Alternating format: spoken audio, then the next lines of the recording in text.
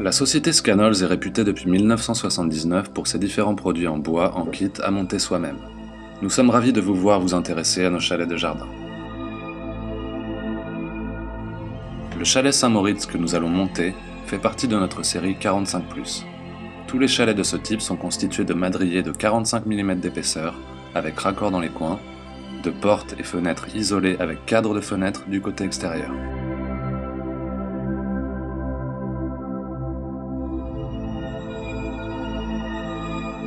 Un plancher isolé et un plafond insonorisé en option équipent également le chalet. Une charge de neige importante de 1,25 kN par mètre carré est supportée en série, même pour les toits en tuiles.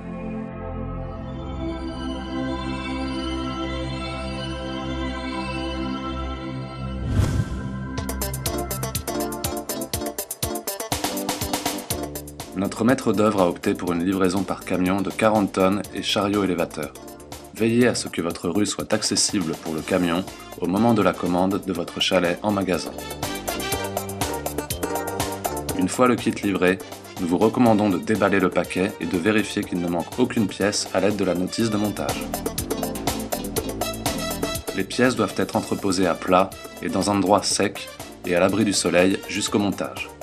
Ainsi, le bois ne risque pas d'être endommagé. Pour protéger votre nouveau chalet des intempéries, nous vous recommandons de construire des fondations suffisantes. Le plan de structure en définit la réalisation. Les fondations protègent le chalet des modifications au niveau du sol provoquées par le gel, le vent, l'humidité, et elles assurent la répartition du poids du chalet dans le sous-sol.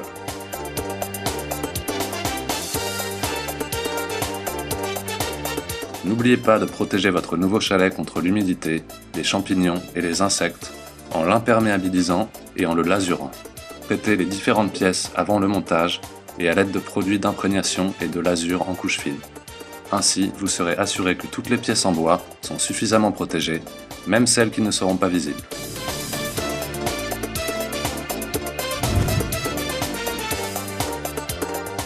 Une fois les fondations durcies, le montage du chalet peut commencer, à condition que la météo s'y prête. Vous pouvez commencer par trier les différents madriers. Ceux-ci sont numérotés. Le plan de montage joint au kit indique les positions et l'endroit de montage des madriers. N'oubliez pas de protéger les pièces contre la saleté en les disposant sur un morceau de bois ou sur un film d'emballage. Afin de faciliter le montage, nous avons établi des instructions de montage détaillant étape par étape la façon dont les différentes pièces doivent être assemblées pour monter le chalet. Les différentes étapes sont illustrées. Par ailleurs, des trucs et astuces vont vous indiquer tout au long du processus de montage ce qu'il faut faire. Les instructions sont données sous forme d'illustration. Tous les trucs et astuces importants sont indiqués à l'écrit. Vous les trouverez en différentes langues au début de la notice de montage.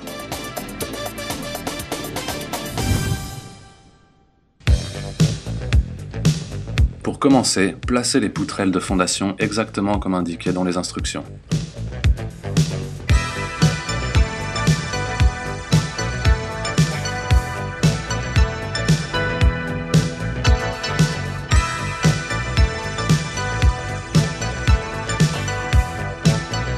Il convient de fixer les poutrelles dans les coins à l'aide d'équerres. Veillez à les placer dans le bon sens.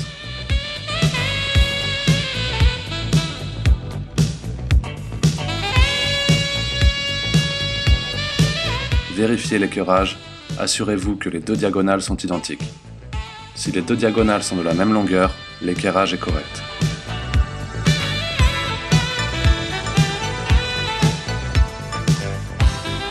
Vissez les poutrelles de fondation sur les bords intérieurs en diagonale.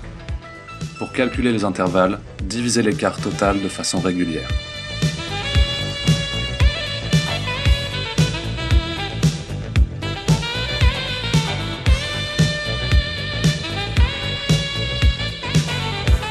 Lorsque tout est aligné, fixez les poutrelles sur les fondations en béton. Les vis à utiliser sont disponibles dans le commerce. Vous pouvez maintenant passer au montage des murs. Sélectionnez les madriers à monter et déposez-les à l'endroit où ils doivent être installés. Commencez à fixer la première ligne en partant toujours d'un coin extérieur.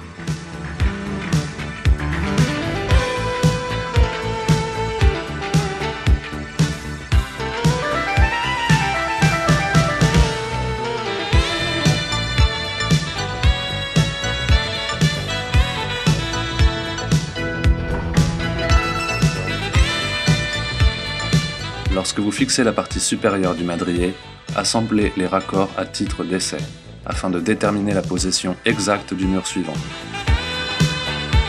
Fixez directement les madriers dans les coins, sur les poutrelles de fondation.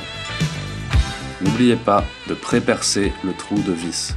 Ainsi, les madriers seront protégés des craquements, les vis seront mises en place plus facilement dans le bois et seront d'autant plus visibles. Sur la paroi arrière, les madriers sont mis en place en longueur sur la zone de fixation murale. Des vis viennent sécuriser cet assemblage.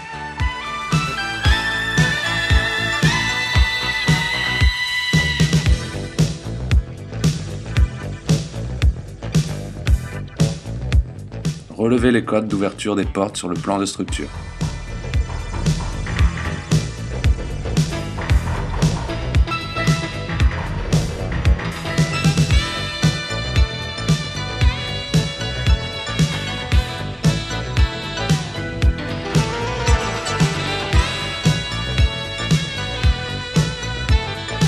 Posez ensuite les madriers ligne par ligne, les uns sur les autres.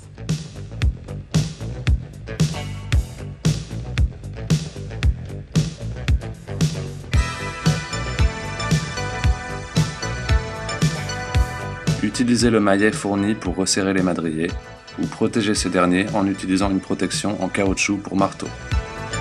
Ne frappez pas directement sur les ressorts avec le marteau, ils pourraient être déformés ou cassés.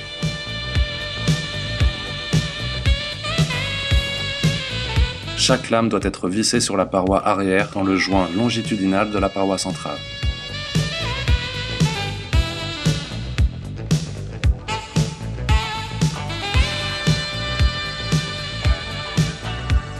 Encore un conseil, si un madrier est légèrement tordu, montez-le en le redressant à l'aide d'un serre-joint, puis poussez-le dans l'assemblage à mi-bois. Dans la construction globale, le madrier est maintenu solidement. Le chalet prend rapidement de la hauteur. La construction est solidement fixée dans les coins grâce aux raccords étanches au vent et à la pluie. Sur le mur, avant, au-dessus de la terrasse, poussez également les longs madriers muraux dans la paroi intermédiaire. Ils doivent être vissés ensemble.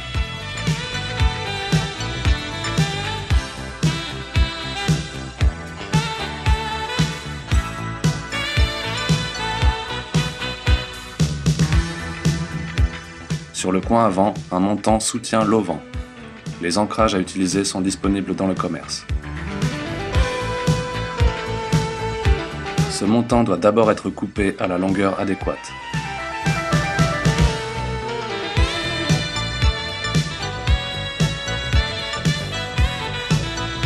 Fixez-le sur l'ancrage et vissez également les madriers de l'auvent.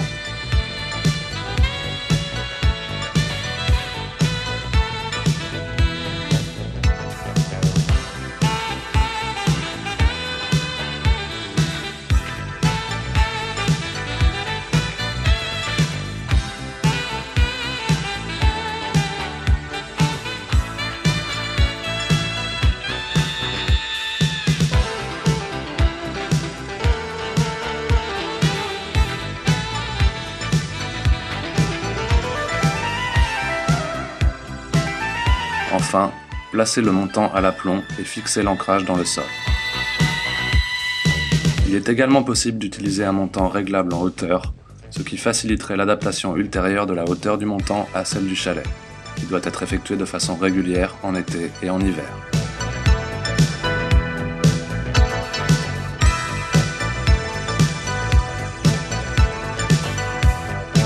Au-dessus des plus petits espaces, une mezzanine est prévue. Les poutres de soutènement sont fixées sur les parois extérieures. Ensuite, les solives et les lames de plancher sont mises en place.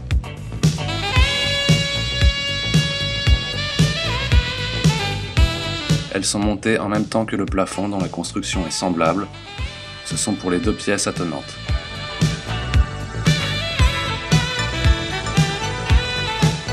Les longerons, également appelés pannes de toit, permettront de supporter la charge de neige élevée et sont donc très massifs. Ainsi, pour qu'ils ne soient pas trop lourds et difficiles à manipuler au montage, il convient de les diviser une nouvelle fois sur la paroi centrale et de les étayer. Raccordez les pannes à l'aide d'équerres sur les petits étais mais directement sur les murs de pignon. Les madriers sont fixés sur le joint longitudinal à l'aide de vis à bois longues.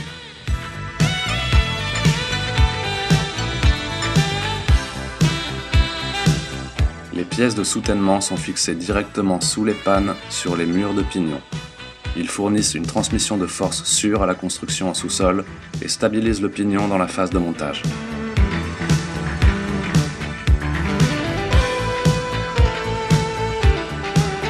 Le cadre de base est à présent terminé. Maintenant, il est temps de pendre la crémaillère.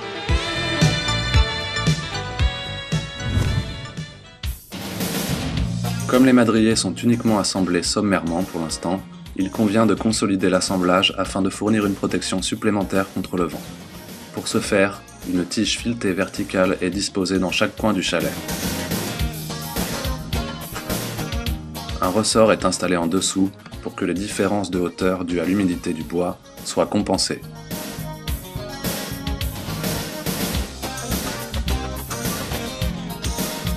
La tige filetée ne fait pas office de tige de serrage, mais elle soutient la construction.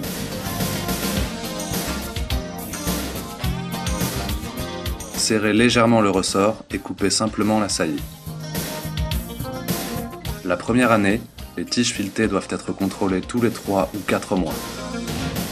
Comme la construction d'un chalet de travail, la première année, et que la longueur des tiges filetées est fixe, il est possible que les tiges s'enfoncent dans le sol et poussent contre le toit. Il faudra les resserrer et les raccourcir avant que cela ne se produise. Après une année environ, la construction a travaillé et le bois a suffisamment vieilli, de sorte que la modification de la hauteur définitive est compensée par le ressort monté en dessous. La hauteur du chalet continuera de changer en été et en hiver. Par temps humide, les madriers ont tendance à gonfler quelque peu, le chalet est donc plus élevé.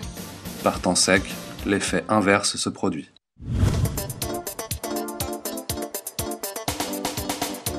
Passons maintenant au revêtement du toit. Tout d'abord, une couche de planche de toit est vissée. Le toit du chalet est ici composé de 2 couches.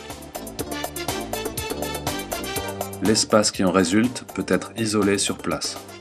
La durée d'utilisation du chalet s'en retrouve considérablement prolongée, notamment lors de longues froides journées d'hiver. Pour ce faire, la première couche de planche de toit doit impérativement être étanchéifiée à l'aide d'un film spécifique, de sorte qu'aucun courant d'air humide et chaud ne puisse s'échapper de l'espace intérieur et pénétrer dans la laine. La laine et les pièces de bois seraient ainsi trempées en raison du refroidissement et de la condensation d'eau. Pour connaître la procédure exacte d'isolation et le matériel nécessaire, veuillez nous adresser à un revendeur spécialisé. Ensuite, les contrelates sont vissées sur le film, directement dans les pannes sous-jacentes ou dans le mur extérieur. La laine d'isolation est introduite de façon lâche entre les contrelates.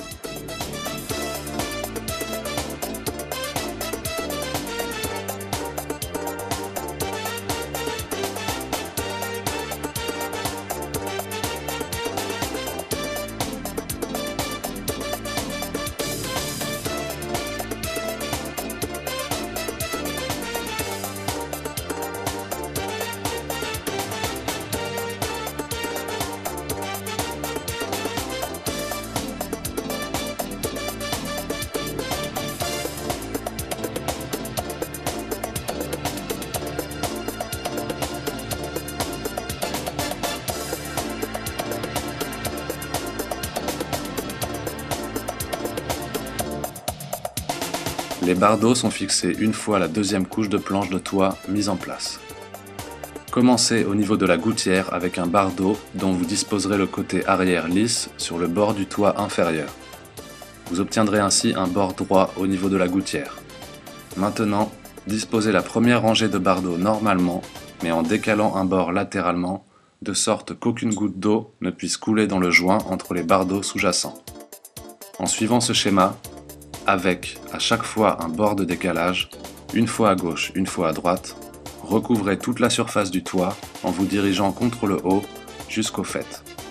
Veillez à ce que l'écart de hauteur soit suffisant, sans quoi la quantité de bardeaux ne suffit pas pour une disposition étanche. Pour ce faire, veuillez suivre les instructions du fabricant de bardeaux. Pour former le faîte, vous pouvez soit disposer les angles des bardeaux en écaille, soit utiliser une tôle de faîte fournie par vous-même.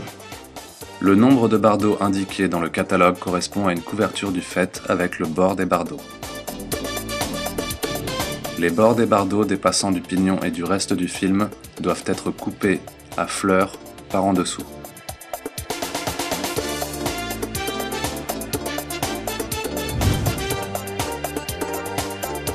Les panneaux du pignon et de la gouttière renferment l'espace entre les deux couches du toit et confèrent au toit un aspect des plus massifs. Pour des questions pratiques, le prémontage des panneaux du pignon est effectué avec le couvre-joint supérieur, avant qu'il ne soit vissé.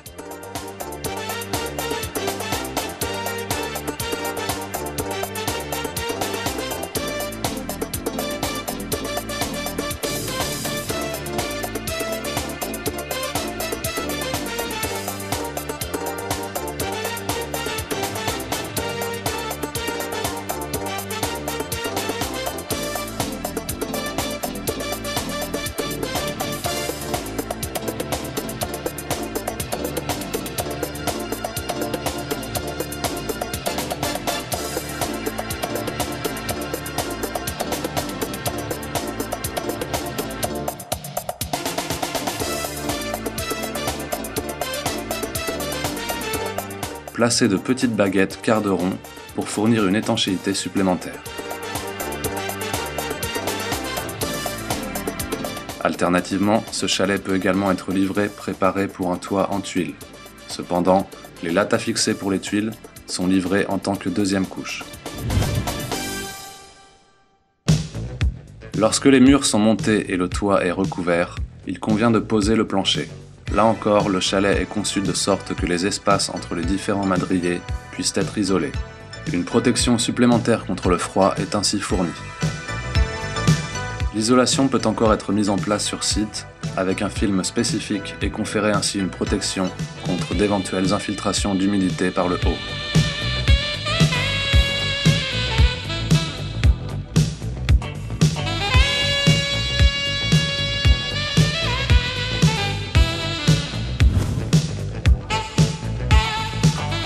Passons maintenant au montage des portes et des fenêtres.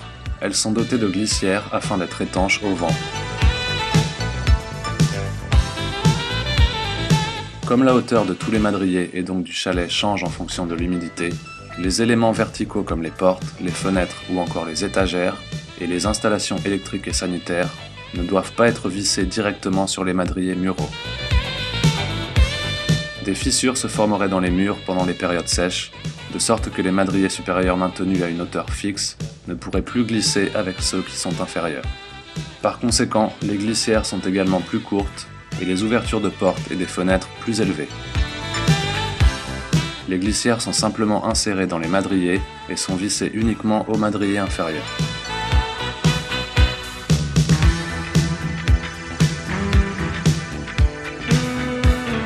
Il est facile de monter les fenêtres après avoir suspendu le ventail à monter et prémonter les panneaux extérieurs. Commencez toujours par les panneaux supérieurs et intermédiaires avant la fixation.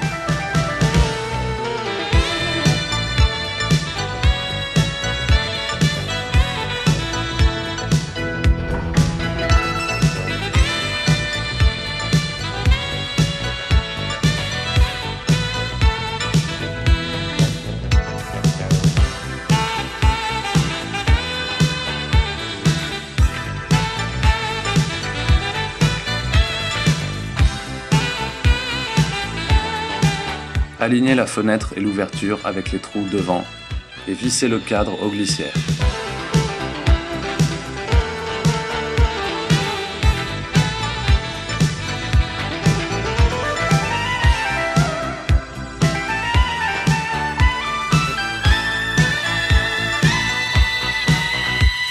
Vous pouvez également remplir l'espace vide au-dessus de la porte d'entrée et de la fenêtre de laine isolante. Insérez la laine de manière éparse, de sorte qu'elle ne bloque pas le glissement des madriers, tout en isolant suffisamment la pièce.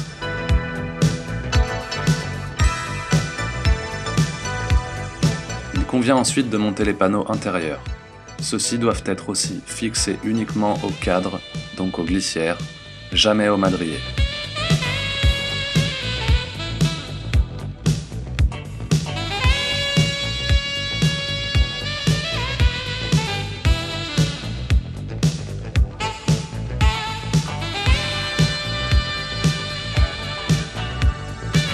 Enfin, montez les poignées de fenêtre, accrochez les panneaux à l'extérieur et fixez à l'aide de 2 vis.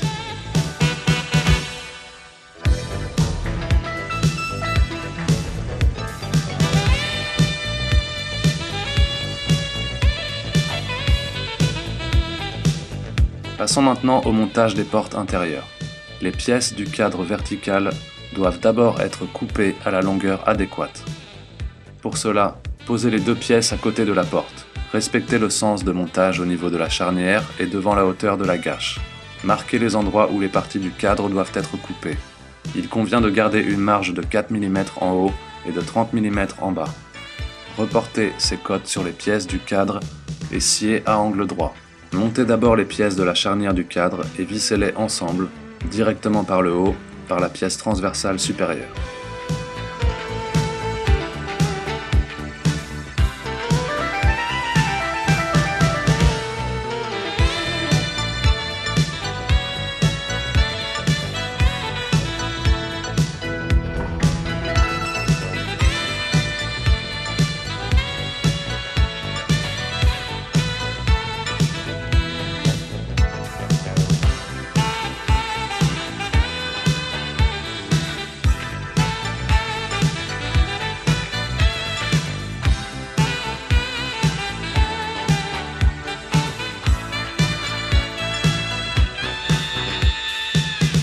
Les panneaux peuvent être prémontés d'un côté. Cela permet de faciliter l'alignement avec l'ouverture.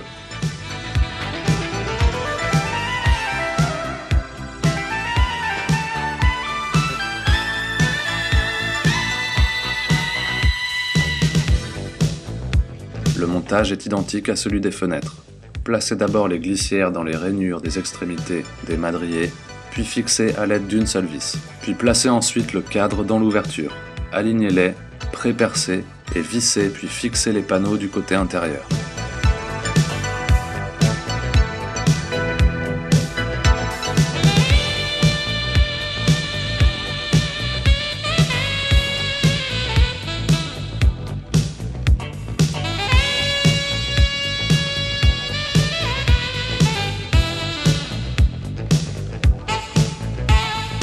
Avant d'accrocher la porte, il convient de monter la contre-pièce de la charnière dans le ventail de la porte.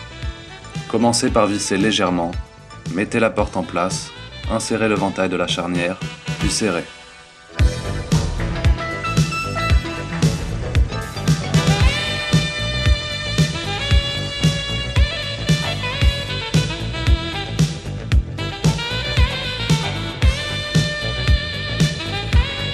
Maintenant, vissez la gâche, la poignée de porte et la serrure.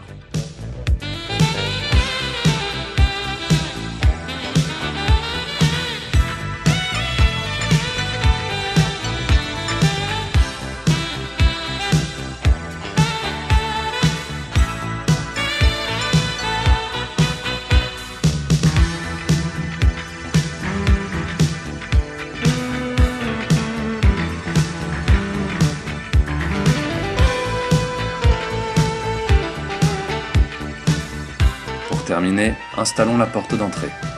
Le cadre de la porte est déjà prémonté. Placez-le dans l'ouverture entre les glissières déjà fixées, alignez correctement, pré-percez et vissez. Avant de commencer à fixer la porte d'entrée, les couvre-joints du plancher doivent être coupés et vissés. Ils permettent de sceller l'espace entre les madriers et les lames du plancher. Ces lames passent sous la porte d'entrée. Pour donner un aspect plus professionnel, coupez les baguettes de finition au coin en onglet, ainsi que la bissectrice correspondante.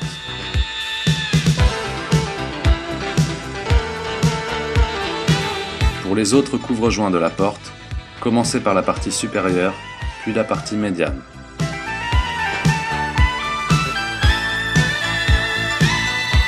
Les panneaux verticaux sont un peu longs. Tracez la longueur jusqu'au panneau transversal, puis coupez la saillie.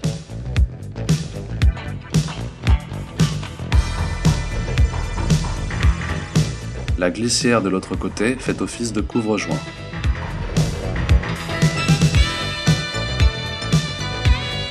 Pour le côté extérieur, procédez de la même façon.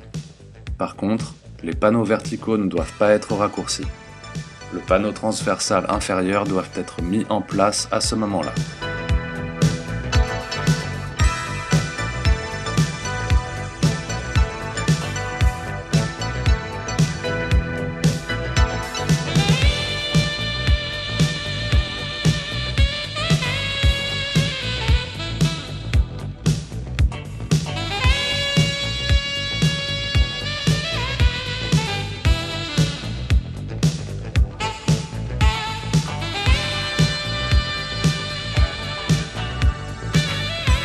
La porte est montée dans le cadre et alignée. En tournant les charnières de la porte d'entrée, vous pouvez régler la position du ventail dans le cadre. Reste à installer le barillet de la serrure. Insérez une clé et tournez-la doucement, de sorte que le panneton ne se bloque pas dans le logement de la serrure. Fixez maintenant les vis correspondantes. Insérez la poignée de porte dans la serrure. Insérez préalablement la glissière en plastique, puis fixez les deux parties de la poignée à l'aide de la petite vis sans tête. Encore un conseil, si le barillet se coince lors de la fermeture, desserrez la vis, secouez légèrement le barillet et resserrez la vis.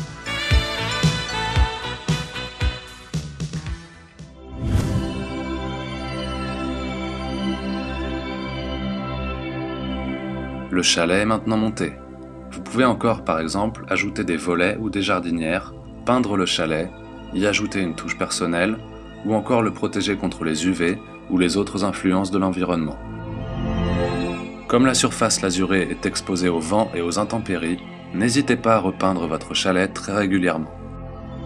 L'intervalle entre les peintures dépend du produit, du lieu d'installation et de l'exposition au soleil. Pensez à repeindre avant que la surface ne devienne grise. Nous restons bien évidemment à votre disposition en cas de questions, même après la construction, et sommes disposés à vous donner des conseils. Notre service clientèle se fera un plaisir de vous répondre. Vous pouvez également nous envoyer vos questions ou vos suggestions par courriel. Nous sommes ravis de vous compter parmi nos clients.